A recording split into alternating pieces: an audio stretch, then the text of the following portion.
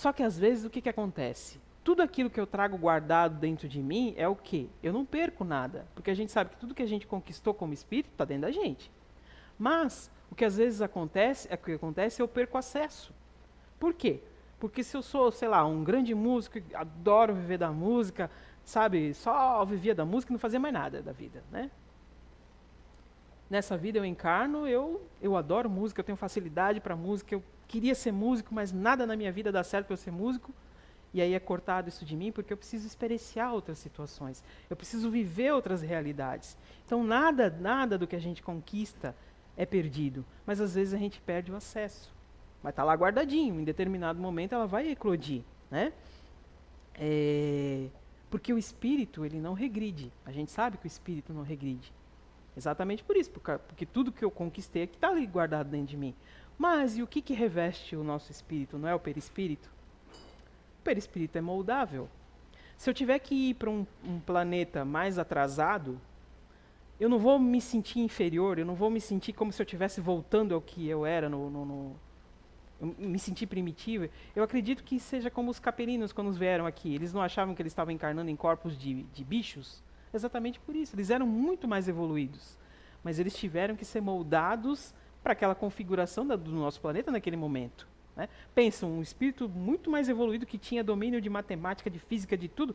Se a gente pegar os egípcios, né, a gente até hoje não consegue mumificar do jeito que eles mumificavam há tantos anos atrás, eles reencarnando nesse planeta, naquele corpo que limitava tanto.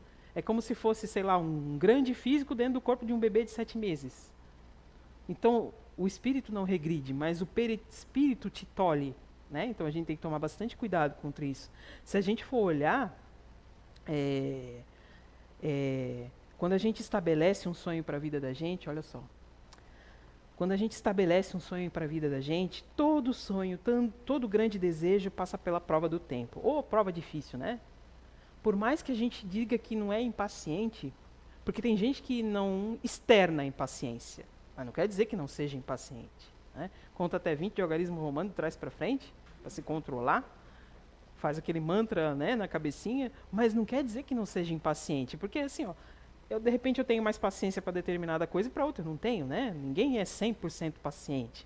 E quando a gente quer muito uma coisa, a gente não consegue, né? A gente quer que o negócio seja para ontem. Aí faz uma oração para conquistar. A gente nem diz amém e já quer que já aconteceu, né? Não é assim? E se não aconteceu, você fica, meu Deus, Deus não me ouve, né? Então, assim, é por isso que um momento de felicidade, entre um momento de felicidade e outro, existe um caminho a percorrer. E esse caminho a percorrer pode levar mais ou menos tempo, né? Só que esse caminho contribui mais para o nosso crescimento do que a felicidade em si. Então, se a gente tem que prestar atenção entre você ter um desejo e conquistar o desejo, veja o caminho que você está percorrendo. De repente, o caminho que você está percorrendo é que está fazendo com que você cresça. Né? E aí, quando você consegue a coisa, fala, nem era tão legal assim, né? Às vezes, a maioria das vezes, a gente fala isso, nem era tão legal assim. Mas o caminho que você fez percorrendo, para conquistar aquilo lá, foi tão bom, foi bom para o teu crescimento e às vezes a gente nem dá valor. Né?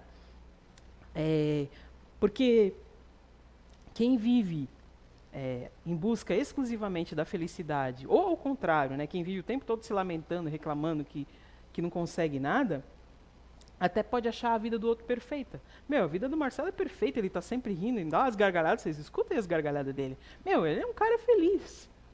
Só que olha só, às vezes o que é fácil para mim, para ele não é.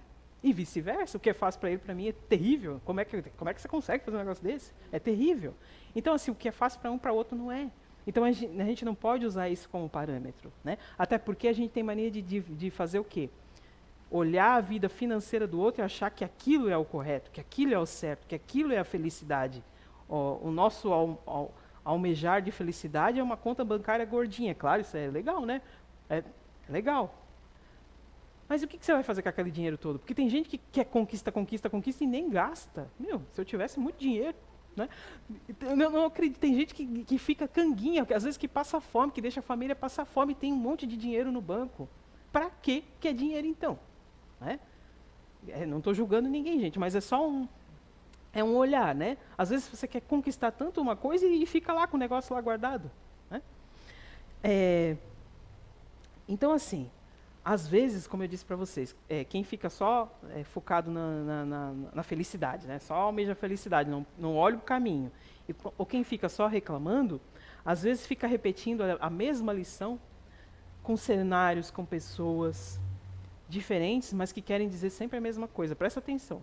Quantas vezes a mesma situação não repetiu na vida de vocês, na minha, já repetiu, querendo dizer a mesma coisa, para que eu prestasse atenção em alguma coisa, né?